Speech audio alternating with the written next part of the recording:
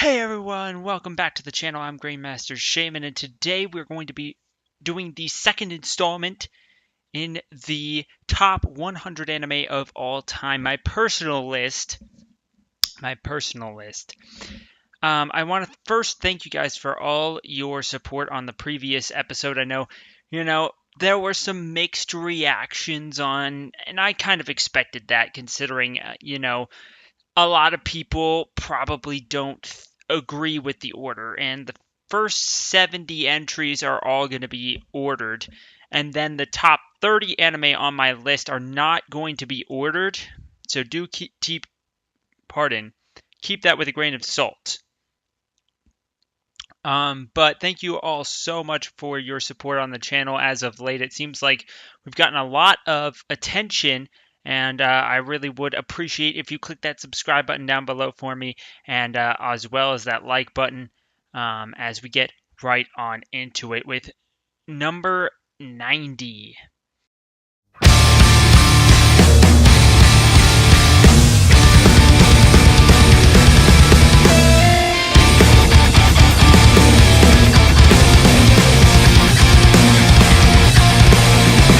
God Eater is in at number 90 here, and the show was interesting. A post-apocalyptic world, which seems to be the ultimately the center of attention nowadays between the Hunger Games and all sorts of teen fandoms nowadays.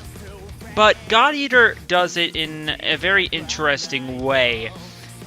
A way that I don't necessarily agree with, and that is because God Eater is based on a video game of the same name, and a lot of the anime relies on the fact that you have watched the snippets in the video game. A lot of things like the reflections, the flashbacks, all of that really relies on your knowledge of the video game. And I think that most of the people watching it probably have not played the video game. That's just how it works. But they did have a lot of good things. And one of those good things, in my opinion, was the characters. The characters in this show were really well developed. From the main female leads, very PTSD moments that really spark her character, to the main character, who wants to save the world and has a dark history about his family. It all really wraps together quite well, and the action, of course, is quite impressive. Who has the bigger sword, who could fight more things? Never seen that anywhere else in the history of ever. So, obviously, great show. Okay, they could have used some smaller weapons. They didn't really need to fight with weapons that are 1,250,000 times their size. But, ultimately, it had a lot of good things going for it. The characters were really spot on, and I think that, ultimately, this show has got a good spot at number 90. Next up, we have number 89.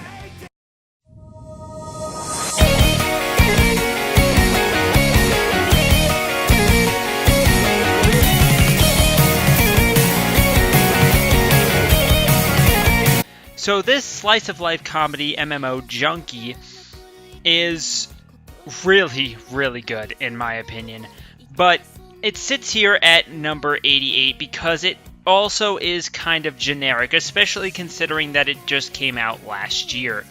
It had a lot of good things going for it. The story of a woman who plays MMORPGs, and in this particular MMORPG, she's playing as a man. And this man, who she will eventually meet and potentially fall in love with, plays on the same MMORPG as a woman. And the two of them meet, and they have this kind of in-game relationship going on without knowing who the other is. Now, because it's set as a slice of life show, I noticed a lot of realism. They tried to really play up, how they've both been in these corporations and how she is dropped out of her job to become a NEET type of thing, and they really play up a lot of realism, and I just have to question how many players are really, oh, you live right down the street from where I live, what a coincidence. Let's fall in love and get married type of thing. I always have this very skeptical reaction to that. But it's very cute, it's very funny, the relationship aspect is really great addition to the overall story. Not to mention the two main characters are terrific and really well put together. I think that ultimately this is another one. Obviously, all of the shows on my top 100 I believe you should watch in some respect. But especially if you like romance or comedy or just MMOs in general, you might at least appreciate this show. Moving on now to number 88.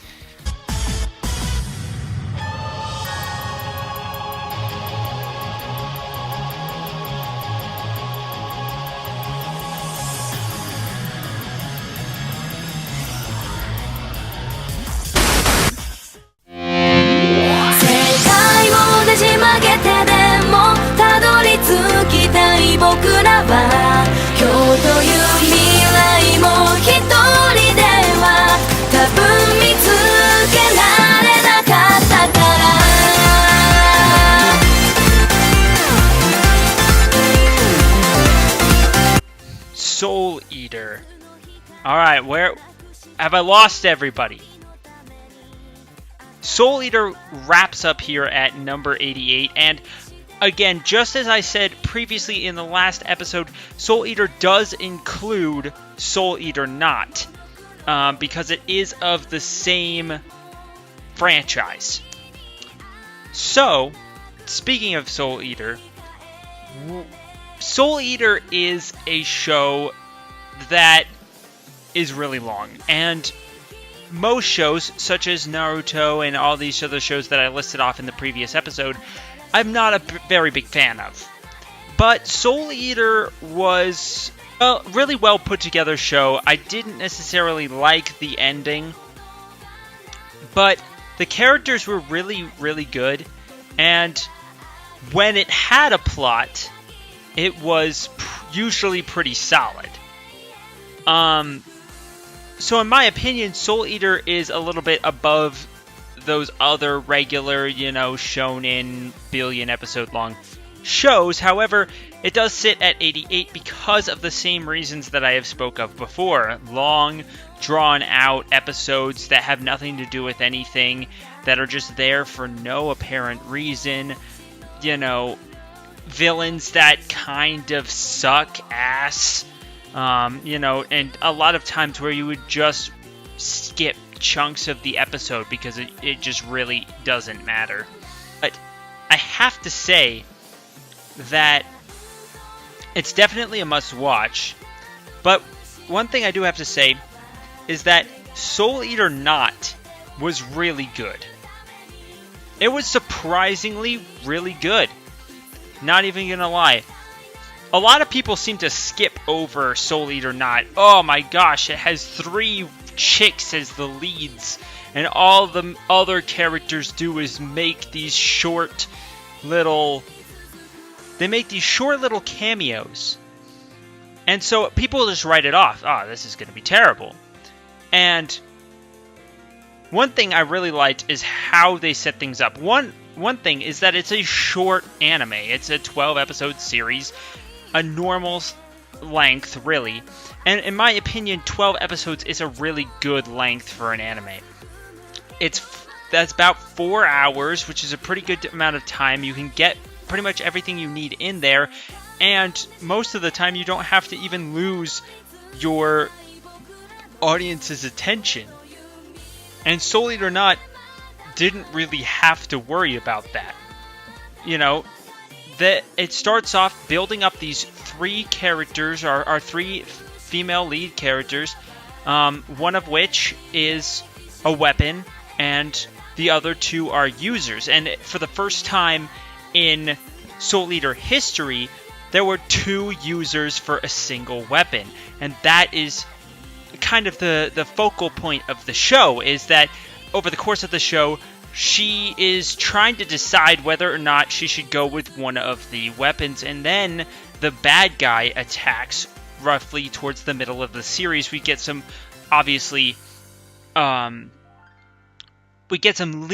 up to it as the series progresses early on.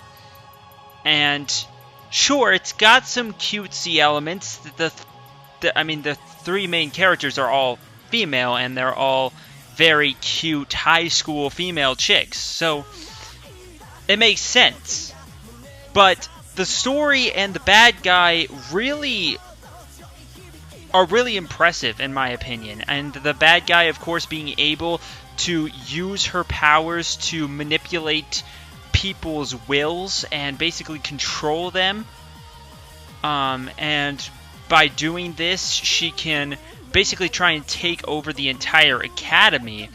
And for this brand new student and her 2 wielders to try and get this threat away from the school, I honestly think that Soul Eater Not is a very underrated show, and it honestly brought up Soul Eater, in my opinion, because, again, this is the entire franchise. I would probably have ranked Soul Eater around 93 or 94 instead of this high had I not watched Soul Eater Not, which I just watched recently.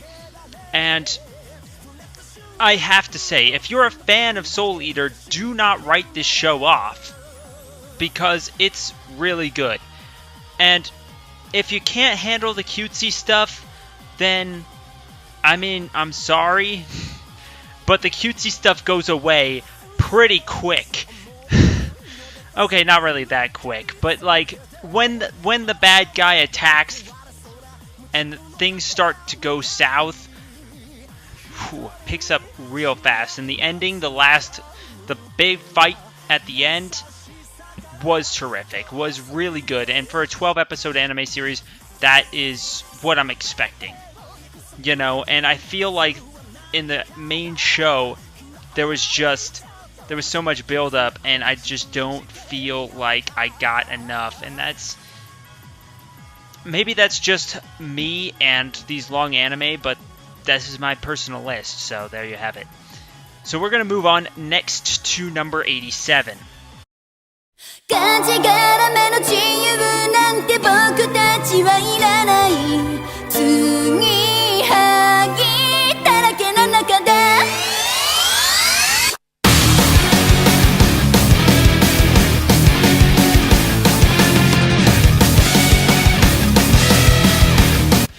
So, Chika the Coffin Princess is a show about a girl named Chika who may or may not be the daughter of the evil emperor.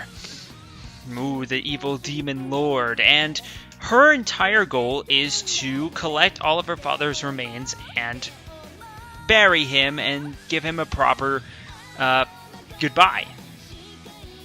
Now, for Chika, this is completely normal, but all of her father's remains are chopped up into little pieces and spread throughout this kingdom, and in order to regain all of them, she has to go and ask them to give her their basically magical energy, this immense power source, just so that she could bury it all underground and then mourn her father's death. But we begin to learn very early on that there are multiple Chikas in this world, and the mystery surrounding Chikas and her father begin to pick up. She has enlisted the help of 2 saboteurs to help her on her way. Both saboteurs, of course, basically being paid to help her with her very dangerous missions. And honestly, this show is pretty good. Chaika is extremely adorable, and, you know, some people might not necessarily like the way she talks. I don't really know. I never really minded it myself. But it's got a lot of really good action, and the kind of mystery, the what is going to happen next, really kind of gets you, in my opinion. It's not all that predictable, especially as you figure out the multiple Chaikas that there are on this planet, and the fact that each Chaika has a different goal. Some want to revive the former king, some want to use his magical energy for their own purposes. You know, there's all sorts of different ways that they want to use the remains, and all of them claim to be the real daughter. So who is it? Is it really the main character? Or perhaps even, maybe they're all his daughter? Well, you'll have to find out in the series. Definitely go and check that out. So next up, we have number 86.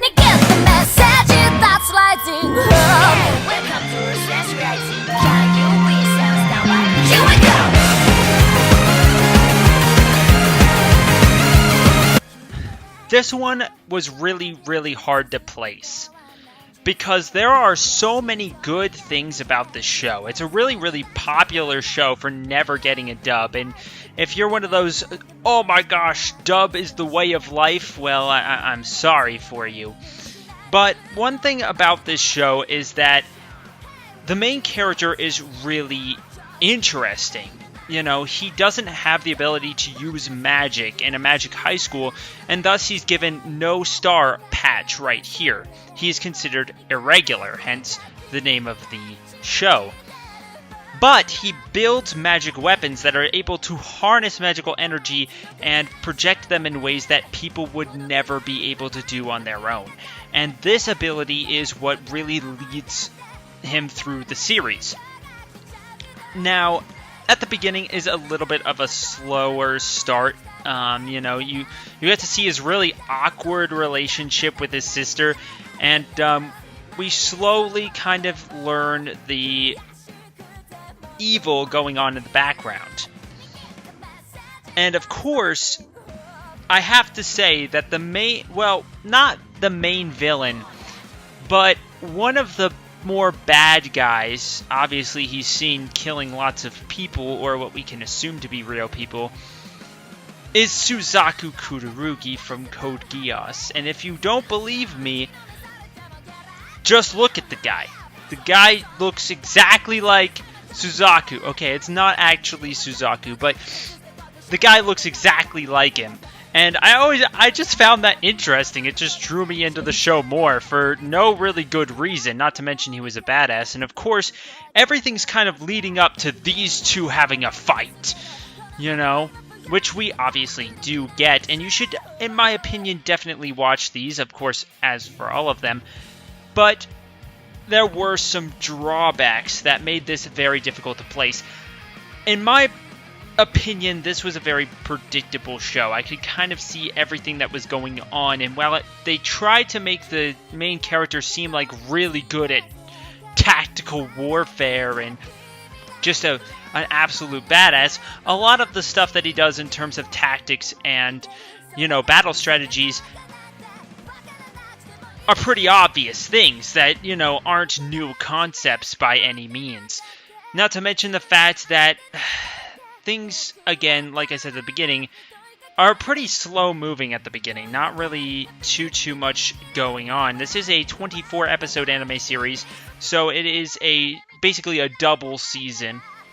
And I just think that there were a lot of parts that didn't really make sense. Not to mention the main character, while being a badass in some respects, was very bland in terms of his personality. And I didn't really care for him that much. I would much rather, you know, figure out more about this Suzaku lookalike than him. Not to mention his sister was extremely bland as well. Her only real trait seemed to be, that she was good at magic and that she loved him sexually, like legit loved her brother. Which, incest is wincest. Moving on now to number 85. Continuing on the incest is wincest bandwagon. 君が望んでる君さえいればいいいつかって未来追い越して進んでゆこう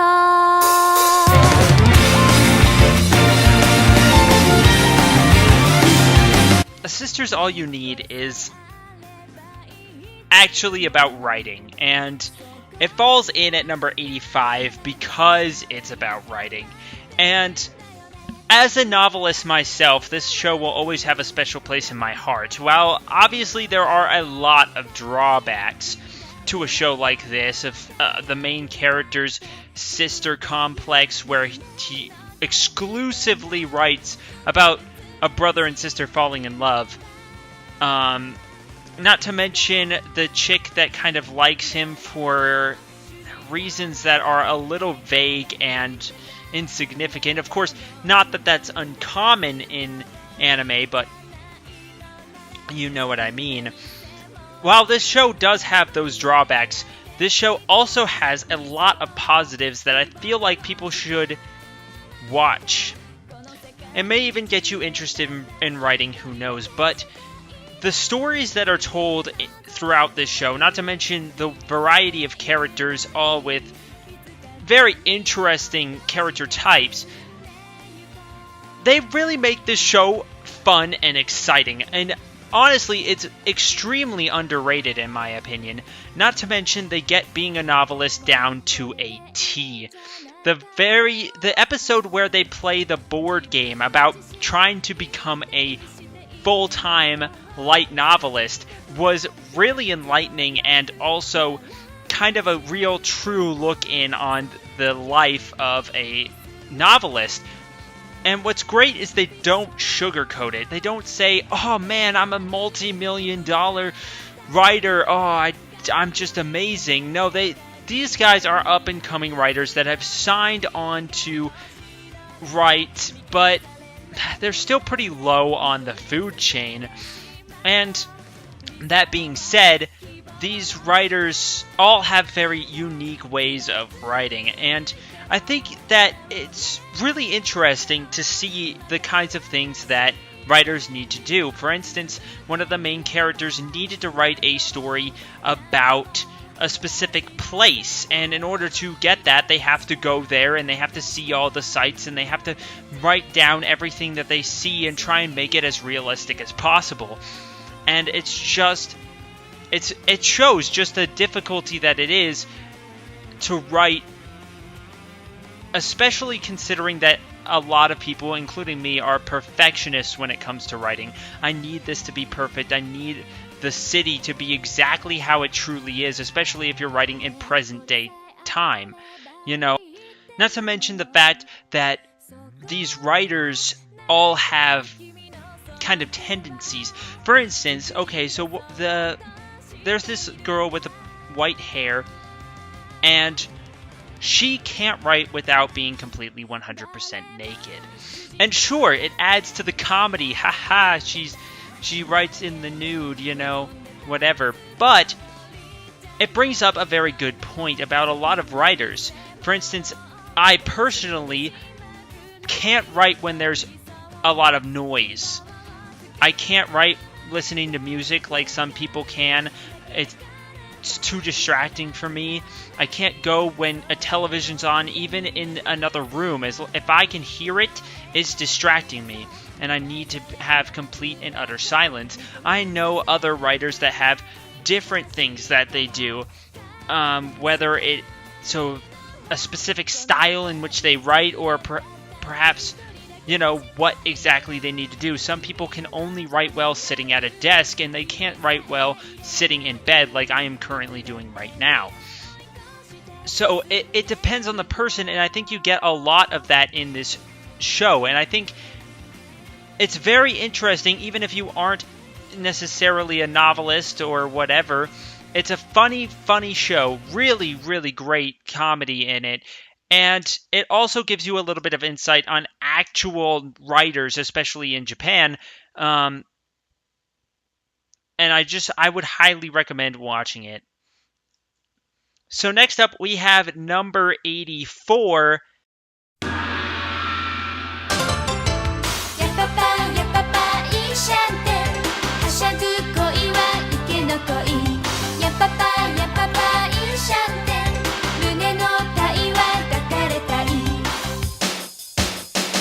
Ranma 1/2 is a really old show. I think a lot of people have probably even forgot about it until I just mentioned it right now.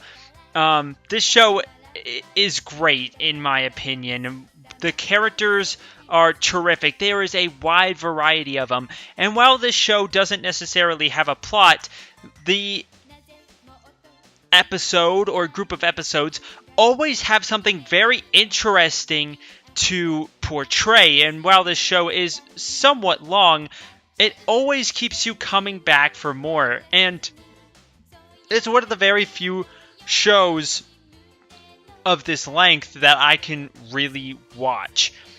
Every episode was so interesting to see what exactly Ranma would do in certain situations, especially, whenever he would get doused with cold water, he would turn into a girl, and then vice versa, hot water would be returning to a boy. There is an episode where he completely forgets everything in his girl form, and so then when he wakes up, he actually believes himself to be a girl and continues acting normally, which spoke to me, obviously, on an emotional level, if you couldn't tell. But there are other episodes, for instance, when he does an ice skating competition and ends up having this guy kiss him because he's so attracted to him. And it's what happens after that, especially like when the grandma gets involved and tries to teach him new martial arts moves, or when Ryoga would be there to fight him. There's so much going on that every string of episodes is just really interesting, not to mention his relationship to his fiancée that his parents had dubbed Hakane, not to mention that his father had promised him to multiple women. So you get these characters such as the Great Shampoo, who come up and out of the blue and try and get him to, take them as his bride. So I think this one is a little overlooked, and it comes in here at number 84. Obviously, it is a bit of a long series, and the overall lack of entire plot really doesn't exactly help too much, not to mention no ending. It just kind of ends when the studio runs out of money and needs to just move on with their lives. So I have to admit that was a little disappointing, and it definitely drags Ranma 1/2 down a few rankings. But ultimately, a hilarious show and definitely worth a watch. It also, given the fact that this show was made in the 90s, the 80s, I believe it started. This show's been around for a long time, and for what it did at the time, even I believe Robot Chicken made a parody of Ranma 1/2 because it was that big back in the day.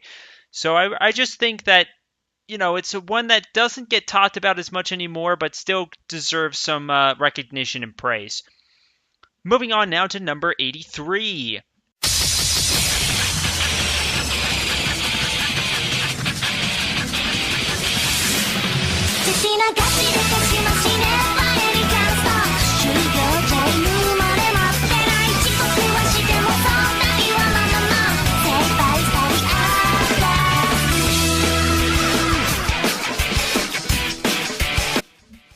Moving on down the list here with K-On! And cute girls doing cute things all the time, the anime. Oh man, this show is terrific. And not to mention the music, and it is great. K-On! Is about a group of girls in the light music club. And there's just nothing else really to it. Their daily activities as they slowly progress through their time in high school. And they drink tea, be merry. It's a great show. It really is. It starts off really simple. We have Yui Hirasawa, who is a klutz, not really good for anything, and she thinks the Light Music Club is just gonna be, something light and tambourines or the triangle. But it turns out that it is an actual band that they are trying to put together.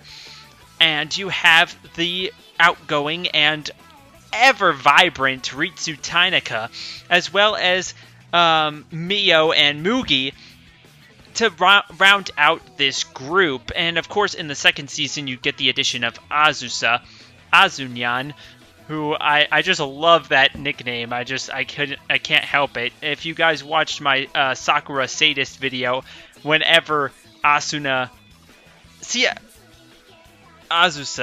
there we go, comes up, it's Azunyan. That name is just Azunyan now. But this was one of the very few shows at the very beginning of my time watching anime in general. This was probably in my first 10 anime that I ever watched, I want to say. At least Season 1 was. Season 2 had not yet come out when I started watching anime. Again, 2006-ish. But this show was really, really good. And especially as you really get to attach to the characters and they grow up and they grow into their last year of school. And man, the ending really got my heart when they were graduating. It's terrific. It's a great show. If you haven't seen it, you should totally watch it. I mean, as long as you're into cute girls doing cute things all the time, which I feel like most people are. Moving on now to number 82.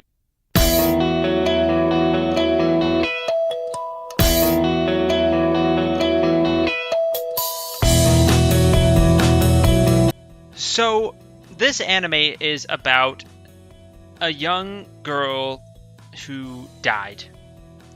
Years ago, I believe in middle school, there was an accident and she passed away. And this group of friends, I want to say off the top of my head, there's like 6 or 7 of them. They were great friends in middle school. But after the incident, they all became withdrawn. They all left. They just couldn't see each other without thinking of their dead friend, and so they decided to basically move on with their lives. However, one day, the former leader of the group sees the dead chick. And the dead chick wants everyone to get back together and continue playing again. And this show, man, it just tugs on the heartstrings as the dead spirit tries to get her friends back together, to stop them from constantly arguing, to stop them from being reclusive, and even in some cases leaving school entirely. It's just a terrific show. You got to take my word for it, but it is going to be a little sad and depressing, as I've said. Moving on now to number 81, the final one for this episode.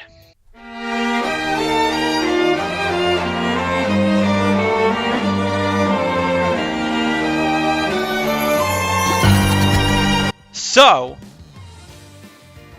Selector Infected WeCross.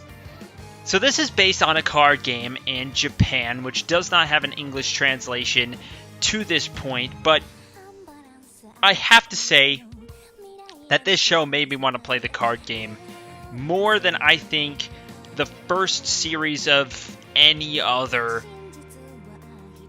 card game or even video game has made me want to.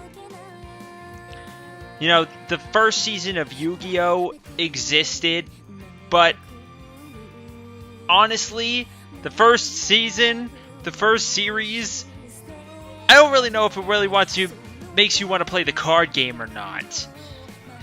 I mean, sure, it's good. They got a good set of characters and the end is great, but I don't know if the show really met with expectations on playing the card game as much as future versions of the show did, especially with its lack of adherence to the rules. But Selector Infected WeCross made me so desperately want to play the game. Not to mention, it had a very intriguing and dark storyline, more so than I thought it was going to be. You know, we got the main character, a young girl who is in the beginning of high school, and everyone's starting to play this Wii Cross game, and so she gets a deck to try and be like everyone else and make friends. But it turns out Wii Cross isn't quite what she imagined. In order to try and... There are L-Rigs, which is basically the main person that you build your deck around to try and make your L-Rig more powerful than the other. But some of these L-Rigs can talk and move, and they only do it for certain individuals called selectors.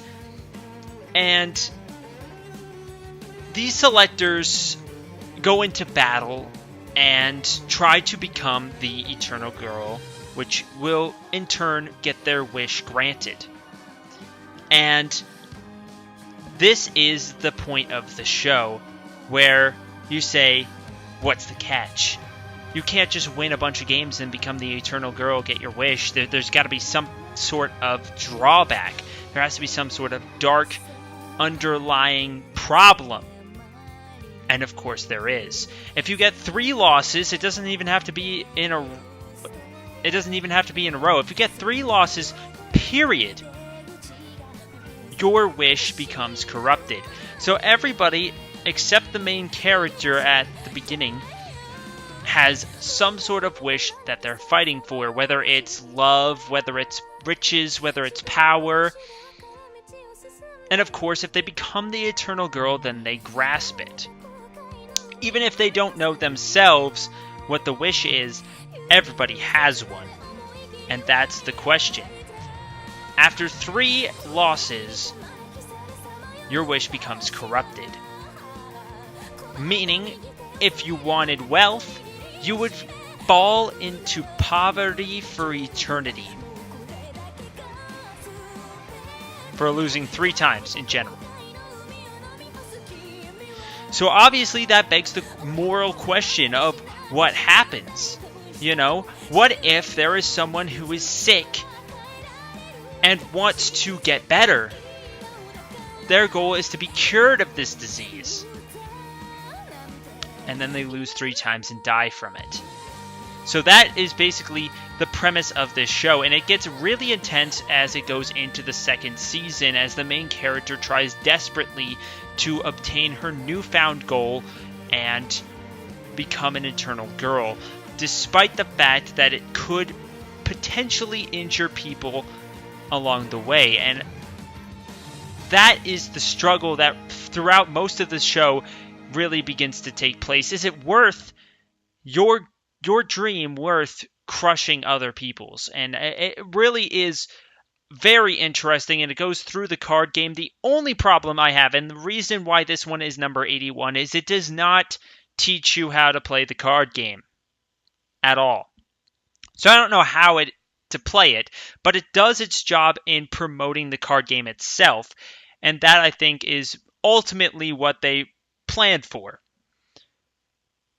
So with that said, those are the 2nd string of 10 anime on my top 100 anime of all time list. So stay tuned for number 80 through 71, and make sure you click that like button down below for me. Comment, let me know your thoughts on the series so far, and we'll look forward to seeing you next time.